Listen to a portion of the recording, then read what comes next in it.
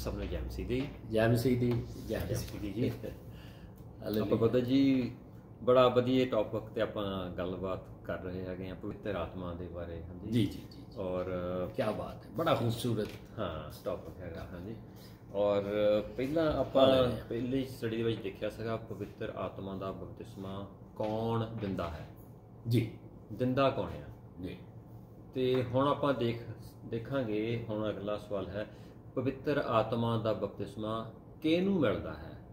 ਦੇਣ ਵਾਲਾ ਦੇਖ ਲਿਆ, ਹੁਣ ਉਹ ਕਿਹਨੂੰ ਮਿਲਦਾ ਹੈ, ਕੌਣ ਲੈ ਸਕਦਾ ਹੈ, ਉਹਦੀ ਕੀ ਸ਼ਰਤ ਹੈ, ਕੋਈ ਏਜ ਲਿਮਿਟ ਹੈ, ਬੱਚਾ, ਜਵਾਨ, ਬਜ਼ੁਰਗ ਜਾਂ ਕੋਈ ਕੌਣ ਲੈ ਸਕਦਾ ਹੈ, ਕੀ ਸ਼ਰਤਾਂ ਹਨ, ਕਿਹਨੂੰ ਮਿਲ ਸਕਦਾ ਹੈ, ਇਹ ਆਪਾਂ ਦੇਖਦੇ ਹਾਂ। ਬਹੁਤ ਜ਼ਬਰਦਸਤ ਸਵਾਲ ਹੈ। Hallelujah, praise the Lord. ਜੈ ਮਸੀਹ ਦੀ ਜੈ ਮਸੀਹ ਦੀ। ਹਾਲੇਲੂਇਆ। ਦੇਖੋ ਜੀ, ਪਹਿਲੇ ਤਾਂ ਇਹ ਦੇਖ ਲਈਏ ਕਿ ਪਵਿੱਤਰ ਆਤਮਾ ਦਾ ਜਿਹੜਾ ਬਪਤਿਸਮਾ ਹੈ ਉਹਦੀ ਕੰਡੀਸ਼ਨ ਜਾਂ ਕੀ ਕੌਣ ਲੈ ਸਕਦਾ ਹੈ, ਠੀਕ ਹੈ। ਅੱਗੇ ਉਹਦੀਆਂ ਸ਼ਰਤਾਂ ਕੀ ਨੇ ਕਿ ਹੈ ਨਾ। ਚਲੋ ਨੰਬਰ 1 ਕਿ ਇਹ ਤੇ ਜ਼ਰੂਰੀ ਹੈ ਕਿ ਨया ਜਨਮਾ ਉਸ ਸ਼ਖਸ ਦਾ ਹੋਣਾ ਚਾਹੀਦਾ, ਠੀਕ ਹੈ। ਯਾਨੀ ਕਿ ਰੋਮੀਓ ਉਹਦਾ 10 ਪਾਰਟ ਉਹਦੀ 9ਵੀਂ ਤੇ 10ਵੀਂ ਆਇਤ ਤੇ ਇਫਸੀਆਂ 2 ਦੀ 8ਵੀਂ ਤੇ 9ਵੀਂ ਆਇਤ ਦੇ ਮੁਤਾਬਿਕ ਇਹ ਤੇ ਪਹਿਲੀ ਕੰਡੀਸ਼ਨ ਹੈ। ਮਤਲਬ ਇਹ ਵੇ ਕਿ ਜਿਹਦਾ ਨया ਜਨਮਾ ਹੋਇਆ ਹੋਵੇ, ਜਿਨ੍ਹਾਂ ਨੇ ਆਪਣੇ ਪਾਪਾਂ ਦਾ ਪਛਤਾਵਾ ਹੈ ਕਰਕੇ ਤੌਬਾ ਕੀਤੀ, ਯਿਸੂ ਨੂੰ ਆਪਣਾ ਮੁਕਤੀਦਾਤਾ ਗ੍ਰਹਿਣ ਕਰ ਲਿਆ, ਉਹ ਤੇ ਆ ਗਿਆ ਨੰਬਰ 1 ਕੰਡੀਸ਼ਨ ਤੇ, ਠੀਕ ਹੈ। ਹਵਾਲੇ ਤੁਹਾਡੇ ਕੋਲ ਨੇ। ਹਾਂ ਤੇ ਰੋਮੀਆਂ 10 ਦੀ 9 ਤੋਂ 10 ਤੇ ਇਫਸੀਆਂ 2 ਦੀ 8 ਤੋਂ 9, ਠੀਕ ਹੈ। ਪੜ੍ਹਨੀ ਦੇਖ ਲਓ ਤੁਸੀਂ ਹੁਣ ਸ਼ਰਾਇਤ ਦੇਖ ਰਹੇ ਆ ਨਾ। ਹਾਂ ਕਿ ਕੀ ਸ਼ਰਤਾਂ ਹਾਂ ਤੇ ਹੈਗਾ ਜੀ ਰੋਮੀਆਂ 9 ਦੀ ਨਹੀਂ 10 ਦੀ 9 ਤੋਂ 10 ਦੇ ਵਿੱਚ ਇਹ ਇੱਕ ਇਕਰਾਰ ਚਾਹੀਦਾ ਹੈ। ਹਾਂਜੀ ਹੈ ਨਾ। ਹਾਂ ਇਸ ਵਿੱਚ ਲਿਖਿਆ ਕਿਉਂਕਿ ਜੇ ਤੂੰ ਆਪਣੇ ਮੂੰਹ ਨਾਲ ਪ੍ਰਭੂ ਯਿਸੂ ਦਾ ਇਕਰਾਰ ਕਰੇ ਹਾਲੇਲੂਇਆ ਅਤੇ ਆਪਣੇ ਹਿਰਦੇ ਨਾਲ ਮੰਨ ਲਵੇਂ ਜੋ ਪਰਮੇਸ਼ਰ ਨੇ ਉਸ ਨੂੰ ਮੁਰਦਿਆਂ ਵਿੱਚੋਂ ਜਵਾਲਿਆ ਤਾਂ ਤੂੰ ਬਚਾਇਆ ਜਾਵੇਂਗਾ। ਇਹ ਗੱਲ ਧਰਮ ਲਈ ਤਾਂ ਹਿਰਦੇ ਨਾਲ ਨਿਸ਼ਚਾ ਕਿਰਦੀ ਤੇ ਮੁਕਤੀ ਲਈ ਮੂੰਹ ਨਾਲ ਇਕਰਾਰ ਕਰ। ਹਾਂ ਹਾਂਜੀ ਨਿਸ਼ਚਾ ਹਿਰਦੇ ਨਾਲ, ਹਾਂ ਤੇ ਇਕਰਾਰ ਮੂੰਹ ਨਾਲ, ਠੀਕ ਹੈ। ਹਾਂਜੀ ਇਹ ਤੇ ਇਫਸੀਆਂ 2 ਦੀ 8 ਤੇ 9 ਹਾਂਜੀ ਮਤਲਬ ਇਹ ਨया ਜਨਮੇ ਲਈ ਤੇ ਇਹ ਉਹਦੀ ਕਿਰਪਾ ਹੀ ਹੋ ਸਕਦੀ ਹੈ। ਹਾਂ ਜੀ ਹਾਂਜੀ ਇਫਸੀਆਂ 2 ਦੀ 8 ਤੇ 9 ਵਿੱਚ ਇਸ ਤਰ੍ਹਾਂ ਲਿਖਿਆ ਹੈ ਕਿਉਂ ਜੋ ਤੁਸੀਂ ਕਿਰਪਾ ਤੇ ਨਿਸ਼ਚੇ ਦੇ ਰਾਹੀਂ ਬਚਾਏ ਗਏ ਅਤੇ ਇਹ ਤੁਹਾਡੇ ਵੱਲੋਂ ਨਹੀਂ, ਇਹ ਪਰਮੇਸ਼ਰ ਦੀ ਬਖਸ਼ਿਸ਼ ਹੈ। ਬਿਲਕੁਲ ਜੀ ਹੈ।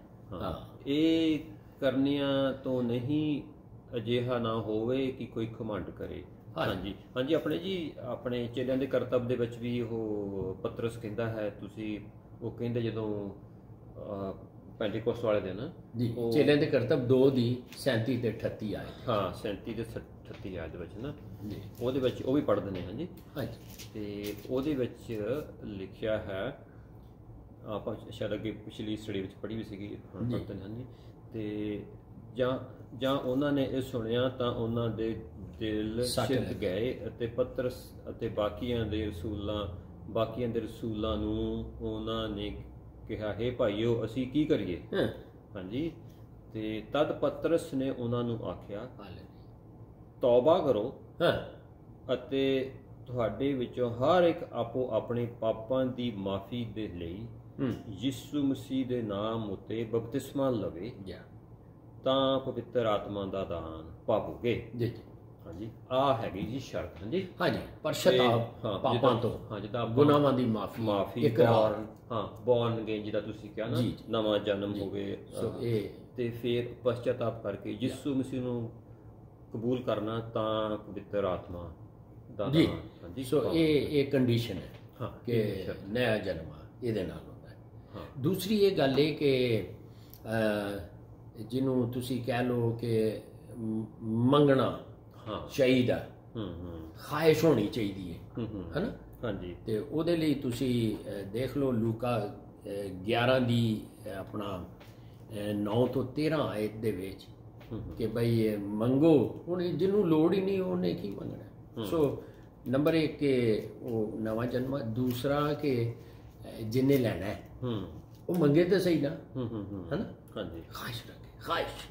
ਹਾਂਜੀ ਹਾਂਜੀ ਹਾਂਜੀ ਜੀ ਤੇ ਜੀ ਲੂਕਾ 11 ਦੀ 9 ਤੋਂ 13।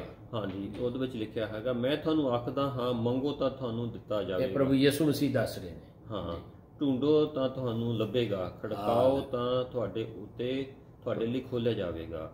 ਕਿਉਂਕਿ ਹਰੇਕ ਜਿਹੜਾ ਮੰਗਦਾ ਹੈ ਉਹ ਲੈਂਦਾ ਹੈ, ਤੇ ਜਿਹੜਾ ਢੂੰਡਦਾ ਹੈ ਉਹ ਉਹਨੂੰ ਭਾਲਦਾ ਹੈ, ਤੇ ਜਿਹੜਾ ਖੜਕਾਉਂਦਾ ਹੈ ਤੇ ਉਸ ਦੇ ਲਈ ਖੋਲ੍ਹਦਾ ਹੈ। ਪਰ ਤੁਹਾਡੇ ਵਿੱਚੋਂ ਉਹ ਕਿਹੜਾ ਪਿਓ ਹੈ ਕਿ ਜੇ ਉਸ ਦਾ ਪੁੱਤਰ ਮੱਛੀ ਮੰਗੇ ਤਾਂ ਉਸ ਨੂੰ ਮੱਛੀ ਦੀ ਜਾਂ ਸੱਪ ਦਿੱਤਾ ਜਾਵੇਗਾ। ਹਾਂਜੀ, ਤੇ ਅੱਗੇ ਲਿਖਿਆ, ਜਾਂ ਜੇ ਆਂਡਾ ਮੰਗੇ ਤਾਂ ਉਸ ਨੂੰ ਬਿੱਛੂ ਦਿੱਤਾ ਜਾਵੇਗਾ। ਸੋ ਜੇ ਤੁਸੀਂ ਬੁਰੇ ਹੋ ਕੇ ਆਪਣੇ ਬਾਲਕਾਂ ਨੂੰ ਚੰਗੀਆਂ ਦਾਤਾਂ ਦੇਣੀਆਂ ਜਾਣਦੇ ਹੋ ਤਾਂ ਉਹ ਸਵਰਗੀ ਪਿਤਾ ਕਿੰਨਾ ਵਧਿਕ ਆਪਣੇ ਮੰਗਣ ਵਾਲਿਆਂ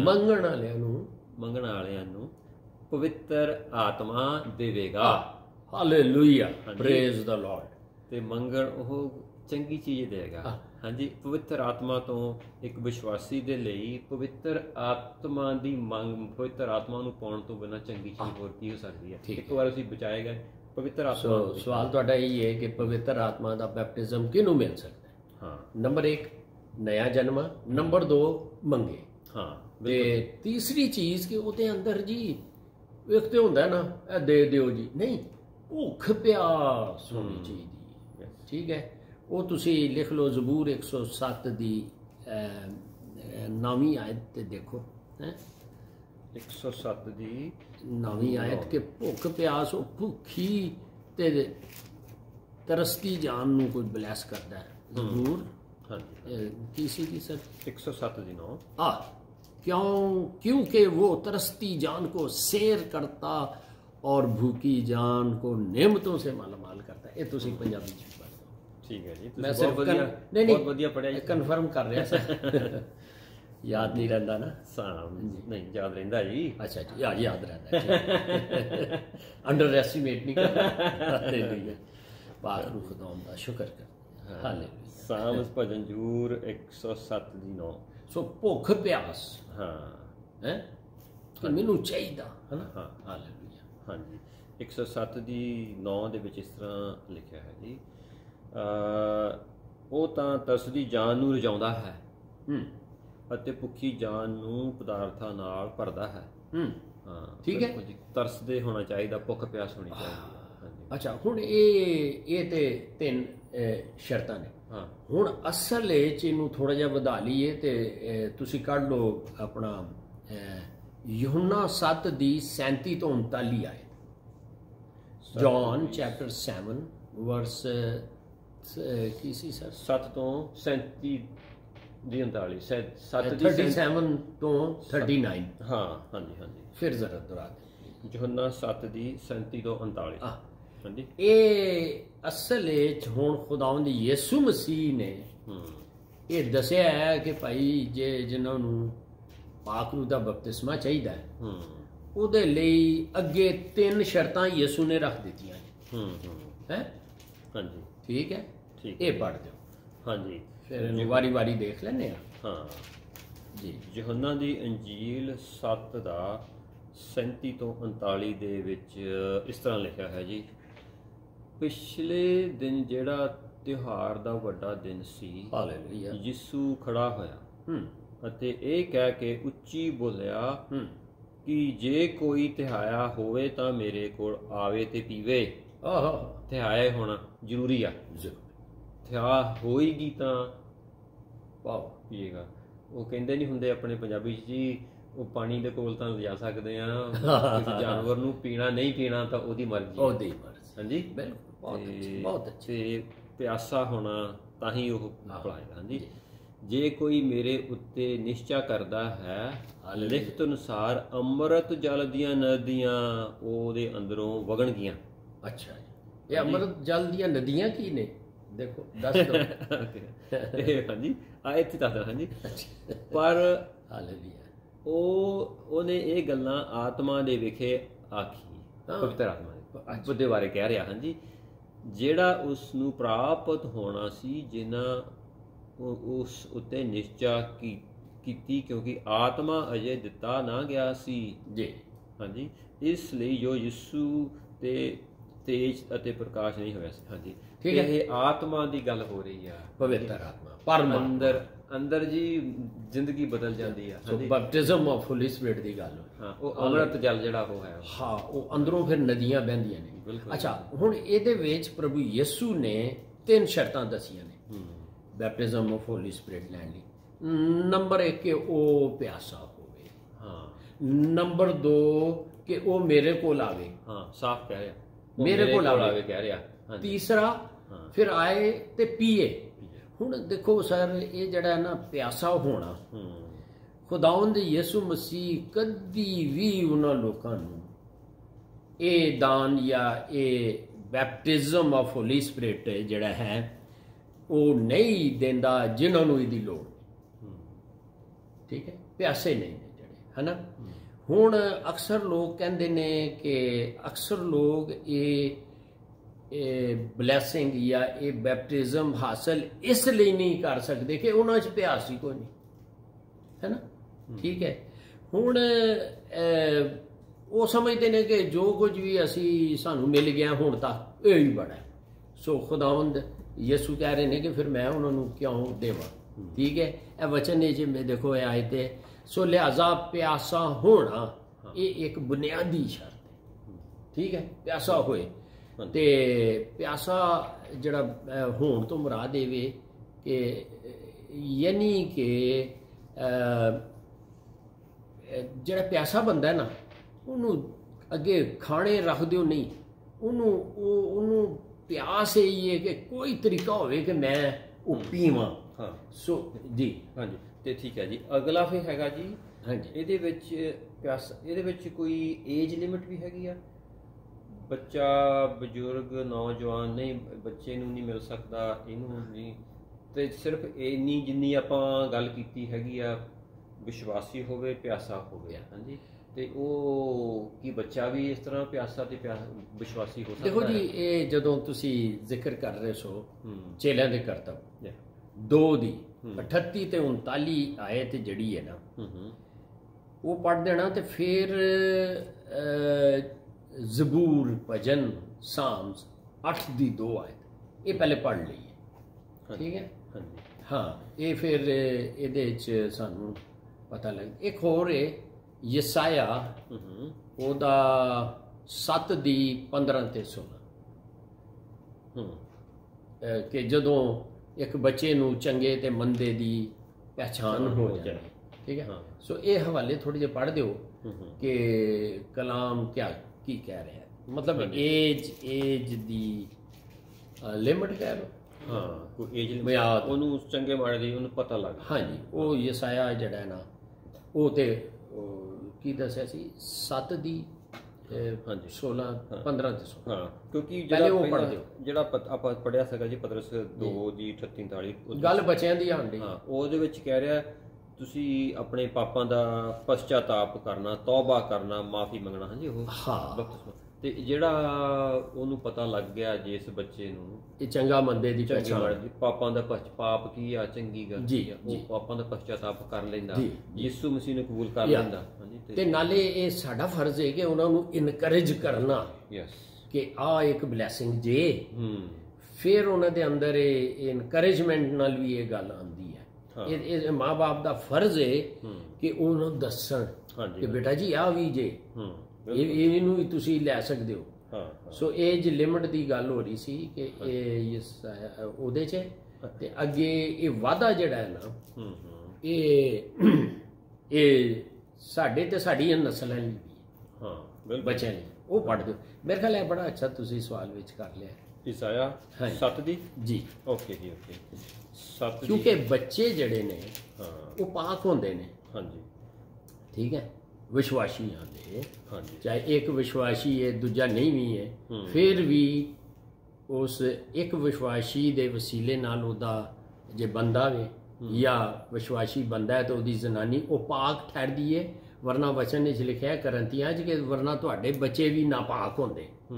ਤਾਂ ਵਿਸ਼ਵਾਸੀਆਂ ਦੀ ਗੱਲ ਹੋ ਰਹੀ ਹੈ। ਠੀਕ ਹੈ, ਤੇ ਉਹ ਕਰ ਲਓ। ਤੇ ਜੇ ਸਮਝਦੇ ਹੋ ਕਿ ਤੁਸੀਂ ਇਹ ਰੈਫਰੈਂਸ ਲੈਣਾ ਹੈ ਤੇ ਪਹਿਲਾਂ ਕਰੰਤੀਆਂ 7 ਦੀ ਉਹਦੀ ਤੁਸੀਂ ਕਰ ਲਓ 14 ਤੋਂ ਲੈ ਕੇ ਤੇ 14 ਤੇ 15। ਠੀਕ ਹੈ, ਠੀਕ ਹੈ। ਹਾਂ, 14 ਆਇਤ 'ਚ ਦੱਸਿਆ ਕਿ ਇੱਕ ਵਿਸ਼ਵਾਸੀ ਹੈ ਦੂਜਾ ਨਹੀਂ ਵੀ ਹੈ, ਲੇਕਿਨ ਉਹਨਾਂ ਦੇ ਬੱਚੇ ਪਵਿੱਤਰ ਨੇ, ਇਸ ਲਈ ਇਹ ਬੱਚਿਆਂ ਤੱਕ ਵੀ ਹੈ। ਹੁਣ ਇਹ ਬੜਾ ਅੱਛਾ ਸਵਾਲ ਤੁਸੀਂ ਕਰ ਦਿੱਤਾ ਹੈ ਜੀ। ਤੁਹਾਡੇ ਇਸਾਇਆ 7 ਦੀ ਇਹ ਪੜ੍ਹਨੀ ਹੈ ਜੀ? ਪੜ੍ਹ ਦਿਓ ਤਾਂ ਕਿ ਇਹ ਤੇ ਹੁਣ ਆ ਗਈ ਨਾ, ਤੁਸੀਂ ਇੱਕ ਸਵਾਲ ਪਾ ਦਿੱਤਾ ਕਿ ਬੱਚੇ ਏਜ ਲਿਮਟ। ਹਾਂ, ਸੋ ਏਜ ਲਿਮਟ ਲਈ ਸਾਡੇ ਕੋਲ ਇਹੀ ਹੈ ਕਿ ਜਦੋਂ ਬੱਚੇ ਨੂੰ ਇਸਾਇਆ 7 ਦੀ 15 ਤੇ 16 ਵਿੱਚ ਇਸ ਤਰ੍ਹਾਂ ਲਿਖਿਆ ਹੈਗਾ, ਉਹ ਦਹੀਂ ਅਤੇ ਸ਼ਹਿਦ ਖਾਵੇਗਾ ਜਿਸ ਵੇਲੇ ਤੱਕ ਉਹ ਬਦੀ ਨੂੰ ਰੱਦਣਾ ਤੇ ਨੇਕੀ ਨੂੰ ਚੁਣਨਾ ਨਾ ਜਾਣੇ। ਠੀਕ, ਕਿਉਂ ਜੋ ਉਹ ਇਸ ਤੋਂ ਪਹਿਲਾਂ ਕਿ ਉਹ ਮੁੰਡਾ ਬਦੀ ਨੂੰ ਰੱਦਣ ਅਤੇ ਨੇਕੀ ਨੂੰ ਚੁਣਨਾ ਜਾਣੇ, ਉਹ ਜ਼ਮੀਨ ਛੱਡੀ ਜਾਵੇਗਾ। ਹਾਂਜੀ, ਉਹ ਜ਼ਮੀਨ ਛੱਡੀ ਜਾਵੇਗਾ ਜਿਹਦੇ ਦੋਹਾਂ ਰਾਜਿਆਂ ਤੋਂ ਤੂੰ ਘਾਬਰਦਾ ਹਾਂ। ਅੱਛਾ, ਸੋ ਚੰਗੇ ਮੰਦੇ ਦੀ ਪਛਾਣ। ਹਾਂ, ਇਹ ਇੱਕ ਇਹਦੇ ਵਿੱਚੋਂ ਤੁਸੀਂ ਲੈ ਲਓ ਕਿ ਜਦੋਂ ਇੱਕ ਬੱਚੇ ਨੂੰ ਇੱਕ ਚੰਗੇ ਮੰਦੇ ਦੀ ਪਛਾਣ ਹੋ ਜਾਏ, ਇਹਦਾ ਮਤਲਬ ਹੈ ਕਿ ਉਹ ਠੀਕ ਹੈ। ਹੁਣ ਇਹ ਤੇ ਜ਼ਰੂਰੀ ਹੈ ਕਿ ਜੀ ਇਹ ਚੰਗਾ ਕੰਮ ਹੈ ਨਾ।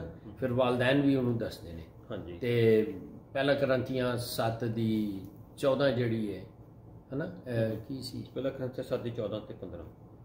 ਹਾਂਜੀ ਹਾਂਜੀ ਹੈ ਨਾ। ਹਾਂ, 14 ਉਹ ਵੀ ਪੜ੍ਹ ਦਿਓ। ਓਕੇ ਜੀ। ਇਸ ਤੋਂ ਬਾਅਦ ਇੱਕ ਹੋਰ ਸਵਾਲ ਹੈ ਮੇਰੇ ਜੀ, ਇਹਦੇ ਨਾਲ ਨਹੀਂ ਠੀਕ ਹੈ, ਕਿਉਂਕਿ ਜਿੰਨੇ ਅਸੀਂ ਸਵਾਲ ਇਹਦੇ ਮੁਤਲਕ ਕਰ ਲਈਏ ਹਾਂਜੀ ਬਹੁਤ ਅੱਛੇ। ਹਾਂ, ਪਹਿਲਾ ਕਰੰਥੀਆਂ 7 ਦੀ 14 ਤੇ 15 ਦੇ ਵਿੱਚ ਇਹ ਲਿਖਿਆ ਹੈ ਜੀ, ਕਿਉਂ ਜੋ ਬੇਪ੍ਰਤੀਤ ਪਤੀ ਆਪਣੀ ਪਤਨੀ ਦੇ ਕਾਰਨ ਪਵਿੱਤਰ ਹੋਇਆ। ਠੀਕ ਹੈ, ਹਾਂਜੀ, ਇਹਨੂੰ ਕਲੀਅਰ ਕਰ ਦਿਓ। ਹਾਂ, ਬੇਪ੍ਰਤੀਤ ਪਤੀ ਮਤਲਬ ਜਿਹੜਾ ਪਤੀ ਵਿਸ਼ਵਾਸੀ ਨਹੀਂ ਹੈਗਾ, ਜਿਹਨੇ ਪ੍ਰਤੀਤ ਨਹੀਂ ਕੀਤੀ, ਵਿਸ਼ਵਾਸ ਨਹੀਂ, ਉਹ ਆਪਣੀ ਪਤਨੀ ਜੋ ਵਿਸ਼ਵਾਸੀ ਹੈਗੀ ਆ, ਉਹਦੇ ਕਰਕੇ ਉਹ ਪਤੀ ਵੀ ਭਾਵੇਂ ਨਹੀਂ ਵਿਸ਼ਵਾਸੀ ਹੈਗਾ, ਉਹ ਪਵਿੱਤਰ ਠਹਿਰਾ ਜਾਂਦਾ। ਕਿਉਂ? ਅਤੇ ਬੇਪ੍ਰਤੀਤ ਪਤਨੀ ਜਿਹੜੀ ਵਿਸ਼ਵਾਸੀ ਪਤਨੀ ਨਹੀਂ ਹੈਗੀ, ਉਹ ਉਸ ਭਰਾ ਦੇ ਕਾਰਨ ਉਹ ਜਿਹੜਾ ਮਸੀਹੀ ਉਹਦਾ ਹਸਬੈਂਡ ਆ, ਉਹ ਮਸੀਹੀ ਹੈ, ਵਿਸ਼ਵਾਸੀ ਹੈ, ਇਹਦੇ ਕਰਕੇ ਉਹ ਕਾਰਨ ਪਵਿੱਤਰ ਹੋਈ ਹੈ। ਨਹੀਂ ਤਾਂ ਤੁਹਾਡੇ ਬਾਲ ਬੱਚੇ ਅਸ਼ੁੱਧ ਹੁੰਦੇ, ਕਿਉਂਕਿ ਉਹ ਪਤੀ ਪਤਨੀ ਦੋਨੇ ਇੱਕ ਦੂਜੇ ਦੇ ਕਰਕੇ ਉਹ ਪਵਿੱਤਰ ਠਹਿਰੇ ਤੇ ਉਹਨਾਂ ਬੱਚੇ ਵੀ ਫਿਰ ਪਵਿੱਤਰ। ਠੀਕ ਹੈ, ਇਸ ਲਈ ਇਹ ਪਵਿੱਤਰ ਨੇ ਇਸ ਏਜ ਤੱਕ। ਠੀਕ ਹੈ ਜੀ। ਇੱਕ ਹੋਰ ਸਵਾਲ ਹੈ ਜੀ, ਇਹ ਵੀ ਕਿਹਾ ਜਾਂਦਾ ਇਹਦੇ ਵਿੱਚ ਜੋ ਕੁਝ ਪੜ੍ਹਿਆ ਹੈਗਾ ਉਹਦੇ ਵਿੱਚ ਤਾਂ ਆਹੀ ਦੇਖਿਆ ਵੀ ਵਿਸ਼ਵਾਸੀ ਹੋਣਾ, ਨਵਾਂ ਜਨਮ ਹੋਣਾ ਜ਼ਰੂਰੀ ਆ ਤੇ ਭੁੱਖ ਪਿਆਸ ਰੱਖੇ ਤਾਂ ਹੋ ਜਾਏਗਾ। ਪਰ ਕਈ ਵਾਰੀ ਇਸ ਤਰ੍ਹਾਂ ਵੀ ਕਿਹਾ ਜਾਂਦਾ ਹੈਗਾ ਜੀ,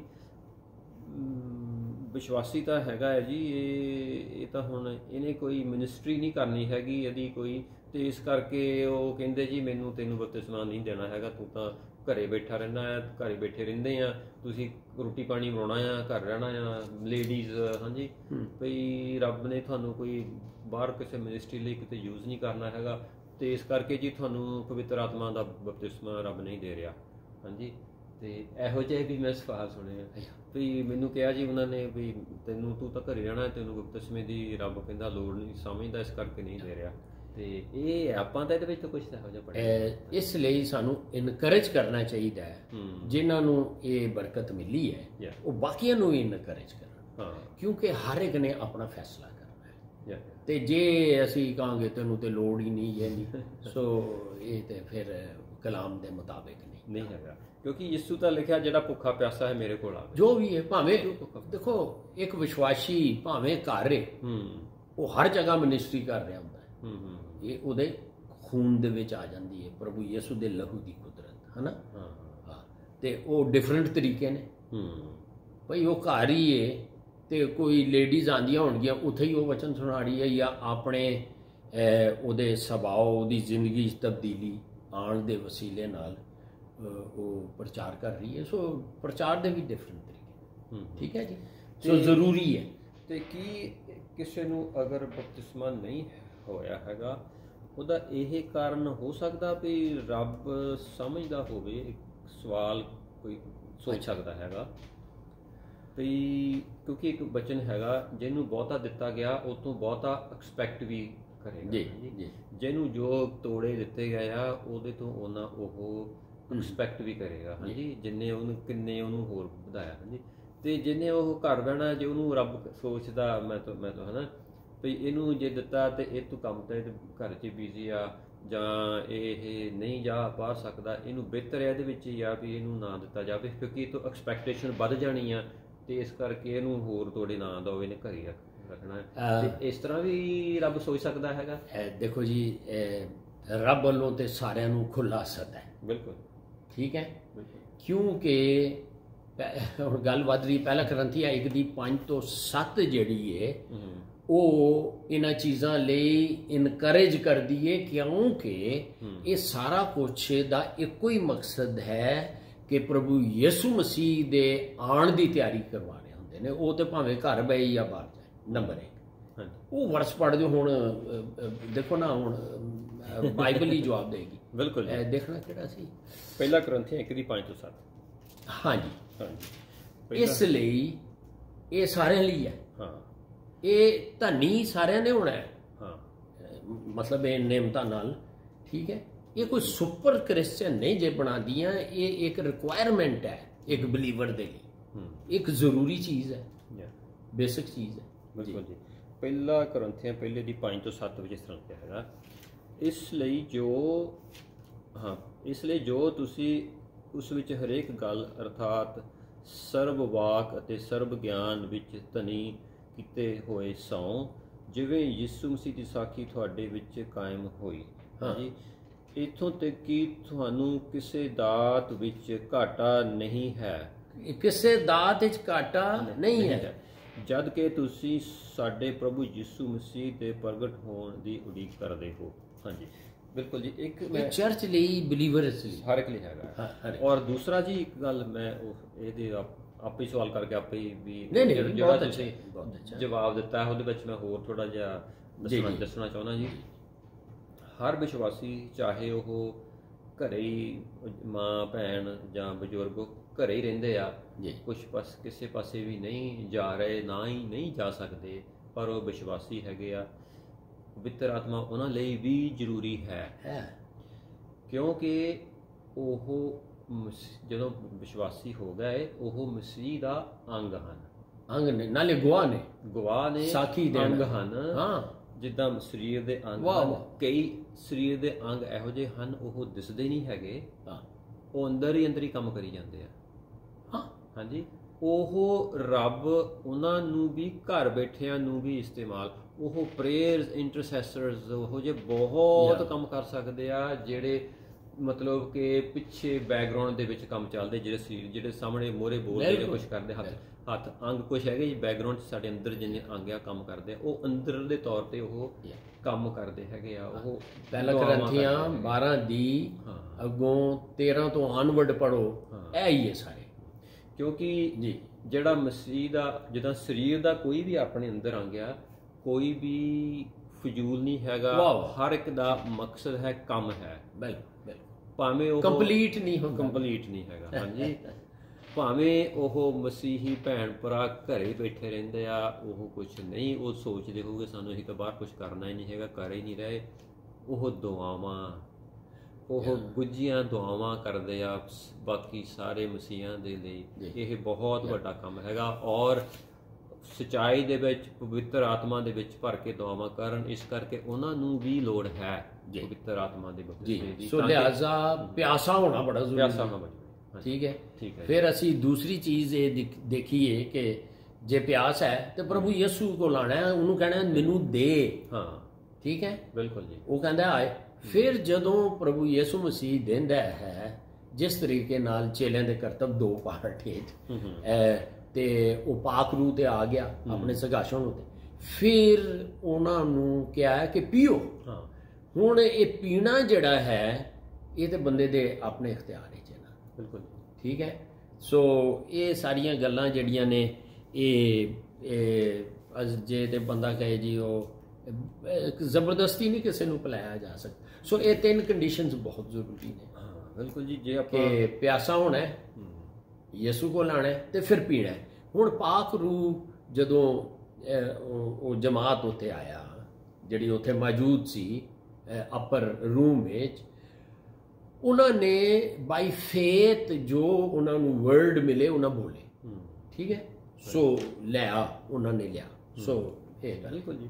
ਕਈ ਵਾਰੀ ਜਿਹੜੀ ਪਿਆਸ ਦਾ ਨਾ ਹੋਣਾ ਕਈ ਵਾਰੀ ਇਸ ਤਰ੍ਹਾਂ ਵੀ ਹੋ ਜਾਂਦਾ ਜੀ। ਕਈ ਵਾਰੀ ਇਨਸਾਨ ਸੋਚ ਲੈਂਦਾ ਮੇਰਾ ਕੰਮ ਵੀ ਠੀਕ ਹੈ, ਹਰ ਚੀਜ਼ ਜ਼ਰੂਰਤ ਜੀ ਪੂਰੀਆਂ ਹੈਗੀਆਂ, ਸਿਹਤ ਵੀ ਠੀਕ ਹੈ, ਸਾਰਾ ਕੁਝ ਰੱਬ ਦੇਈ ਜਾ ਰਿਹਾ, ਠੀਕ ਹੈ। ਹੁਣ ਪਵਿੱਤਰ ਆਤਮਾ ਦਾ ਬਪਤਿਸਮੇ ਦੀ ਉਹ ਜ਼ਰੂਰਤ ਨਹੀਂ ਸਮਝਦੇ ਹੈ ਨਾ। ਕਈ ਵਾਰੀ ਇਨਸਾਨ ਖਾਹਿਸ਼ ਨਹੀਂ ਹੁੰਦੀ ਔਰ ਫੈਸਲਾ ਨਹੀਂ ਕਰਦੇ। ਹਾਂ ਠੀਕ ਹੈ ਨਾ। ਬਿਲਕੁਲ। ਸੋ ਇਹ ਵੇ ਕਿ ਇਸ ਲਈ ਇਹ ਕਲਾਮ ਵਿੱਚ ਤੇ ਦੇਖੋ ਨਾ ਇੱਥੇ ਲਿਖਿਆ ਹੈ ਕਿ ਉਹ ਪਿਆਸਾ ਹੋਣਾ ਬਹੁਤ ਜ਼ਰੂਰੀ ਹੈ ਨਾ। ਤੇ ਸੋ 3 ਕੰਡੀਸ਼ਨਸ। ਹਾਂ ਬਿਲਕੁਲ ਜੀ। ਪਰ ਉਹ ਭੈਣ ਭਰਾ, ਮੈਂ ਸੌਰੀ ਤੁਹਾਨੂੰ ਤੁਸੀਂ ਕੁਝ ਕਹਿਣਾ ਚਾਹੁੰਦੇ? ਨਹੀਂ ਬਿਲਕੁਲ। ਉਹ ਭੈਣ ਭਰਾ ਉਹਨਾਂ ਸੋਚਦੇ ਉਹ ਆਪਣਾ ਦੁਨਿਆਵੀ ਜ਼ਿੰਦਗੀ, ਪਰਿਵਾਰਕ ਜ਼ਿੰਦਗੀ, ਜੌਬ ਜੋ ਸਾਰਾ ਕੁਝ ਠੀਕ ਠਾਕ ਕਰ ਰਹੇ ਹੈਗੇ ਆ, ਕਰੀ ਜਾਂਦੇ। ਉਹ ਕਹਿੰਦੇ ਸਾਰਾ ਕੁਝ ਸਾਡਾ ਠੀਕ ਹੈ, ਕੀ ਕਰਨਾ ਕੋਈ ਕਰਾਵਾ ਹੋ ਸਕਦਾ ਸੋਚਦੇ ਹੁਣ। ਪਰ ਉਹ ਇੱਕ ਮਸੀਹੀ ਬਦਨ ਦਾ ਅੰਗ ਹਨ। ਉਹਨਾਂ ਨੂੰ ਆਪਾਂ ਉਹ ਸੋਚਣ ਦੀ ਲੋੜ ਆ ਵੀ ਅਸੀਂ ਮਸੀਹੀ ਬਦਨ ਦਾ ਹਿੱਸਾ ਹੋਣ ਦੇ ਨਾਤੇ ਅਸੀਂ ਮਸੀਹੀ ਐਜ਼ ਏ ਬਦਨ ਦੇ ਲਈ ਅਸੀਂ ਬਦਨ ਉਹ ਮਸੀਹੀ ਬਦਨ ਅਸੀਂ ਕੀ ਕਰ ਰਹੇ ਹੈਗੇ ਆ। ਸਾਡਾ ਉਹ ਜਿਹੜਾ ਅੰਗ ਹੈਗਾ ਉਹਦੇ ਲਈ ਆਪਣੀ ਪਰਿਵਾਰਕ ਜ਼ਿੰਦਗੀ ਜੋ ਦੁਨਿਆਵੀ ਜ਼ਿੰਦਗੀ ਸਾਰੀ ਤੇ ਐਜ਼ ਏ ਕ੍ਰਿਸਚੀਅਨ ਹੋਣ ਦੇ ਨਾਤੇ ਉਸ ਦੇ ਲਈ ਅਸੀਂ ਮੈਂ ਕੀ ਕਰ ਰਿਹਾ ਹਾਂ। ਇਹ ਜਿਹੜਾ ਹੈ ਨਾ, ਇਹ ਦੇਖੋ ਇਹਦਾ ਫਾਇਦਾ ਇਹ ਵੀ ਨੰਬਰ 1 ਕਿ ਜਦੋਂ ਅਸੀਂ ਪ੍ਰਭੂ ਯਿਸੂ ਨੂੰ ਆਪਣਾ ਮੁਕਤੀਦਾਤਾ ਗ੍ਰਹਿਣ ਕਰ ਲਿਆ, ਇਹਦਾ ਮਤਲਬ ਇਹ ਪਹਿਲੇ ਸ਼ੈਤਾਨ ਦੇ ਕਬਜ਼ੇ ਸਾਂ, ਜਦੋਂ ਉਹਦੇ ਕੋਲ ਨਿਕਲ ਕੇ ਆਏ ਹੁਣ ਸਾਨੂੰ ਪ੍ਰੋਟੈਕਸ਼ਨ ਵੀ ਚਾਹੀਦੀ ਉਹਦੇ ਕੋਲੋਂ। ਬਿਲਕੁਲ ਜੀ। ਤੇ ਇਸ ਲਈ ਇਹਨੂੰ ਦੱਸਿਆ ਹੈ ਕਿ ਕੁਵਤ ਦਾ ਲਿਬਾਸ ਹੈ। ਠੀਕ ਹੈ। ਬਿਲਕੁਲ ਇਹ ਵੀ ਗੱਲ ਸਹੀ ਹੈ। ਹਾਂਜੀ। ਕਿਉਂਕਿ ਇਫਸੀਆਂ 6 ਤੇ ਉਹਦੀ 12 ਆਇਤ ਵਿੱਚ ਕੀ ਹੈ ਭਾਈ, ਇਹ ਅਸੀਂ ਇੱਕ ਯੁੱਧ ਵਿੱਚ ਆ, ਇੱਕ ਰੈਸਲਿੰਗ ਹੈ, ਕੁਸ਼ਤੀ ਹੈ, ਘੋਲ ਹੈ ਕਿਹਨਾਂ ਨਾਲ? ਸ਼ੈਤਾਨ, ਇਬਲੀਸ ਤੇ ਉਹਨਾਂ ਦੀ। ਸੋ ਇਹ ਜਿਹੜਾ ਕਿਉਂ ਲੈਂਦੇ ਆ? ਸਭ ਤੋਂ ਪਹਿਲੇ ਅਸੀਂ ਆਪਣੇ ਲਈ ਹੈ ਕਿ ਅਸੀਂ ਪ੍ਰੋਟੈਕਟ ਹੋਈਏ ਤੇ ਦੂਜਿਆਂ ਨੂੰ ਵੀ ਬਚਾਈਏ। ਯਹੂਦਾ ਦੇ ਖਾਤੇ 'ਚ ਨਾ 23 ਆਏ ਤੇ ਇੱਕੋ ਹੀ ਖਾਤੇ ਕਿ ਭਾਈ ਝਪਟ ਕੇ ਖਾਲੀ ਆਪਣੇ ਲਈ ਨਹੀਂ। ਇਹ ਜਦੋਂ ਫਾਇਰ ਫਾਈਟਰਸ ਹੁੰਦੇ ਨੇ ਨਾ, ਉਹਨਾਂ ਡਰੈਸ ਪਾਏ ਹੁੰਦੇ ਨੇ।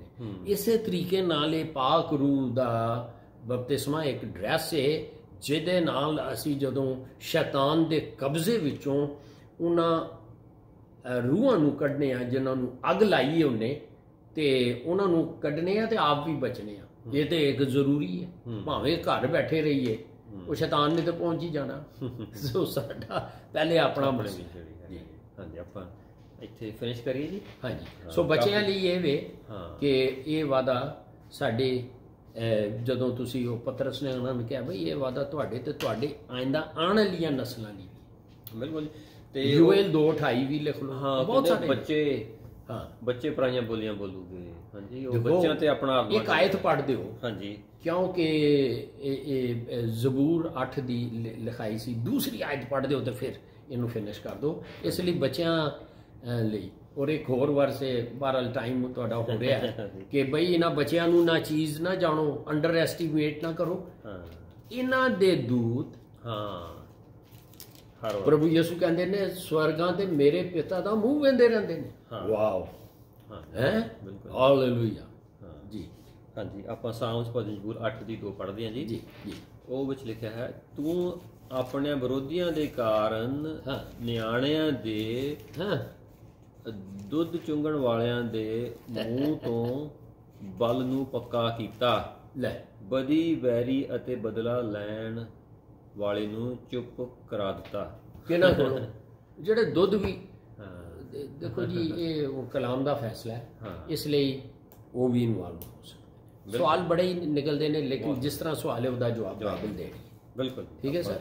ਇੱਥੇ ਫਿਨਿਸ਼ ਕਰਦੇ ਹਾਂ ਜੀ। ਪ੍ਰੇਜ਼ ਪਰਮੇਸ਼ਰ ਪਿਤਾ ਆਪ ਦਾ ਸ਼ੁਕਰ ਕਰਦੇ ਹਾਂ ਆਪ ਦੇ ਇਸ ਪਵਿੱਤਰ ਵਚਨ ਦੇ ਲਈ, ਜੋ ਕੁਝ ਵੀ ਬੋਲਿਆ ਗਿਆ, ਪੜ੍ਹਿਆ ਗਿਆ, ਸੁਣਿਆ ਗਿਆ, ਸਮਝਿਆ ਗਿਆ ਪਵਿੱਤਰ ਆਤਮਾ ਦੁਆਰਾ, ਉਹ ਸਾਡੇ ਅੰਦਰ ਵਸ ਜਾਏ ਔਰ ਸਾਰੇ ਵਚਨ ਨੂੰ ਯਿਸੂ ਮਸੀਹ ਦੇ ਪਵਿੱਤਰ ਲਹੂ ਦੇ ਨਾਲ ਪ੍ਰੋਟੈਕਟ ਕਰਦੇ ਹਾਂ ਪਰਮੇਸ਼ਰ ਪਿਤਾ, ਤਾਂ ਕਿ ਸ਼ੈਤਾਨ ਇਸ ਦੇ ਵਿੱਚ ਕੋਈ ਵੀ ਹੇਰਾਫੇਰੀ ਨਾ ਕਰ ਸਕੇ, ਚੁਰਾ ਨਾ ਸਕੇ। ਔਰ ਇਹ ਸਭ ਕੁਝ ਮੰਗਦੇ ਹਾਂ ਆਪ ਦੇ ਇਕਲੌਤੇ ਪੁੱਤਰ ਸਾਡੇ ਮੁਕਤੀਦਾਤਾ ਯਿਸੂ ਮਸੀਹ ਦੇ ਨਾਮ ਦੇ ਵਿੱਚ, ਆਮੀਨ।